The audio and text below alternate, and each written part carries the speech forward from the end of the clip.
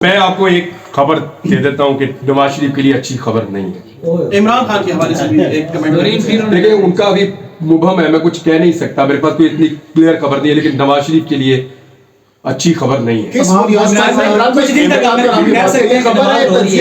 की बुनियाद पे मैं आपको कह सर इस खबर के बाद तो नूरीन और रोने लग जाएगी। इस खबर के बाद नूरीन और रोएगी।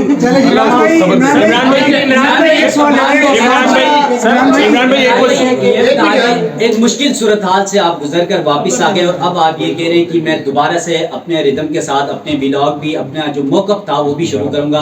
क्या आपको फिर से वो खौफ नहीं है कि कहीं आपको दोबारा उठाना लिया है।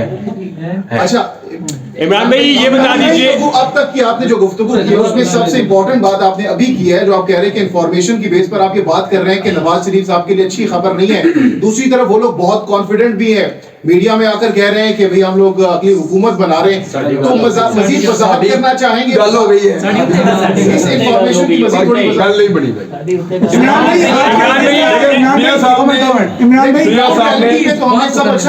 साहब ने ये दावे किए थे और इनकी पार्टी के सीनियर लोगों ने, और ये वादे किए थे कि जिस वक्त हम लैंड करेंगे पाकिस्तान में, पूरा पाकिस्तान इमरान खान को भूल जाएगा। वो अपना वादा नहीं पूरा कर सके। तो ऑप्शन क्या है मियां साहब के अलावा? कौन सा ऑप्शन है इस वक्त? इमरान खान तो अपना काबिल कबूल है इस वक्त। काकड़ साहब कैसे रहेंगे? इमरान भाई बहुत से लोग आपको अपना हीरो मानते हैं, अरशद शरीफ भाई को भी अपना हीरो मानते हैं। क्या दौरान हिरासत या गुमशुदगी के दौरान कभी अरशद भाई की याद आई या उनका कोई ज़हन में ख्याल आया? हाँ सर है। तो सर क्या उस वक्त तासुरात क्या थे आपके? मैंने आपसे इस बात क्या थे कहा ना, इतने सारे दिन है यार। सबसे पहले तो मैंने आपसे कहा कि आपको अल्लाह याद आता है, फिर रोजाना मुझे कभी कोई बच्चा याद आता था, कभी फैमिली का कोई रुकन याद आता था, कभी अम्मी अब्बू, कभी कोई दोस्त बड़ी शिद्दत से याद आता था। ये घोड़ी मेरे पास है, उसकी याद आ रही थी एक दिन। तो होता है ना आपको कि आपके पेट्स होते हैं, वो भी आपको बाद वक़्त याद आते हैं। दोस्त बहुत सारे ऐसे हैं जो याद आ रहे थे, लेकिन सीरियसली वाकई अरशद शरीफ मेरे दिमाग के एक कोने में रहा। वजह यह भी थी कि मुझे कई दफा लगता था शायद मैं भी वापस नहीं जा पाऊंगा, कि भी एक रीजन हो सकता है।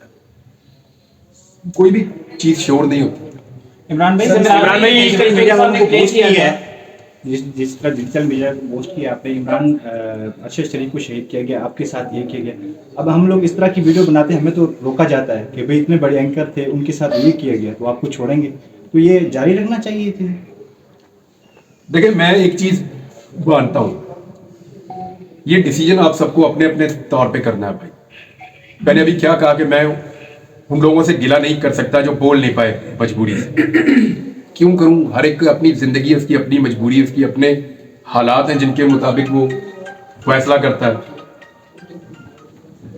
सबके अपने अपने हालात हैं, तो आप अपने मुताबिक खुद फैसला करें। इमरान भाई ये बता दीजिए कि मशवरा आपको दूंगा तो सिर्फ ये दूंगा कि आप लोग कुरान पाक को पढ़ें तर्जुमे से।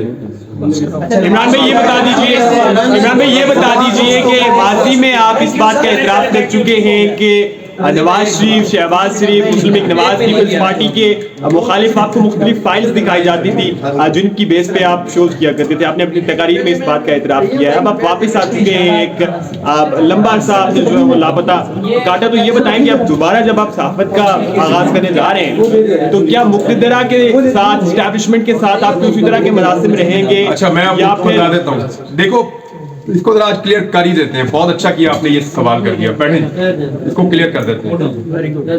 हमें जादूगर कौन है? कोई ऐसा जो रात को सोता हो और उसको खबर आ जाती हो ख्वाब में? मैंने इतनी कन्वर्सेशन में सिर्फ एक खबर दी है जो इस वक्त है। बेबी कल हालात बदल जाए तो मैं आपको बता भी दूं। इस वक्त जो इंफॉर्मेशन की बुनियाद पे वो ये कि मियां साहब के लिए वो ग्राउंड नहीं है जो उन्हें लगता है कि उनको मिल जाएगी। मतलब तो एक ही खबर दी ना इतने सारे बातचीत में। हमें कोई भी जादूगर नहीं है। ये खबर मुझे कोई ख्वाब में नहीं आई रात को सोते हुए, कहीं से आई है ना।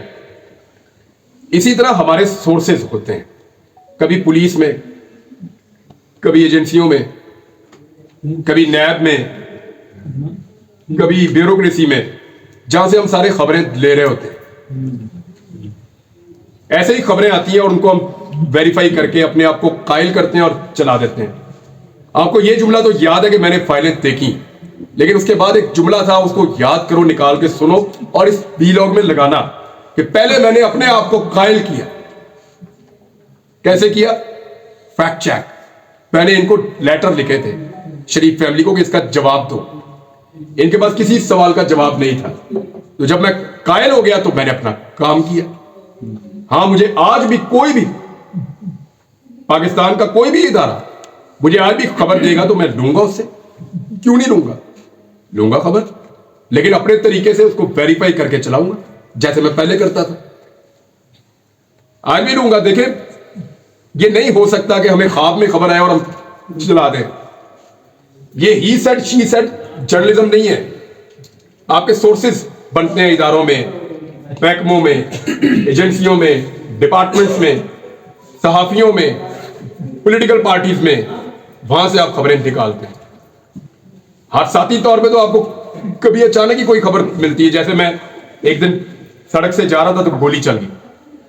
मैं उतर के देखा तो वो अंग्रेज था, वो गोलियां मार रहा था। रेमंड डेविस मैं मौके पे खड़ा था। ये हादसाती तौर पे मुझे खबर मिल गई, लेकिन उसका नाम रेमंड डेविस था और वो अमेरिकन है। ये पता करने के लिए मुझे अपने पुलिस के सोर्स को एक्टिवेट करना पड़ा और एक एजेंसी के। वहां से फिर पता चला कि ये एक्चुअली बंदा कौन था। खबर ख्वाब में नहीं आती भाई। आइंदा भी मिलेगी तो खबर दूंगा, उस पर काम करूंगा और आपको दूंगा। आप सबका जनाब बहुत बहुत शुक्रिया। और मैं यहाँ पे इमरान रियाज साहब जो हैं वो